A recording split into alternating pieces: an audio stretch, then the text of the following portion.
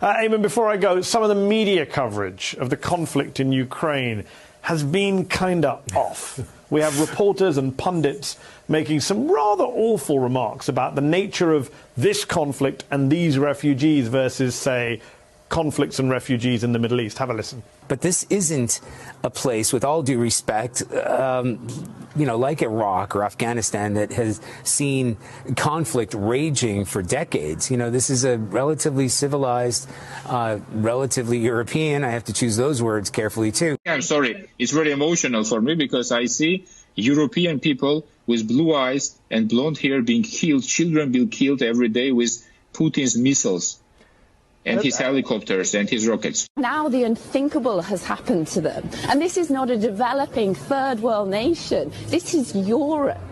Eamon, first off, Europe has been home to some of the worst wars and worst war crimes in human history. I mean, the Holocaust. So why this surprise that bad things are happening in Europe?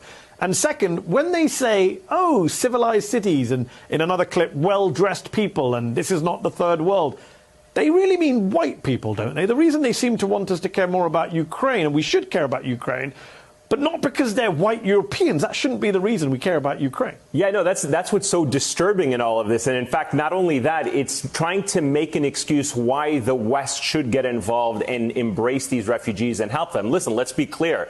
You should encourage and actually help refugees because they are fleeing a war. I don't know if you saw this. There was a op-ed today in the Telegraph. Well, I think we have it. We'll put it up for our viewers to see. This was an op-ed in which the writer, Daniel Hannon, said that these people, the Ukrainians, they're like us. They watch Netflix. They have Instagram accounts. They read uncensored newspaper, and then goes on to say that war is no longer something visited upon impoverished and remote population. Oh, no, it's happening to us here in Europe. And to your point, you're absolutely correct.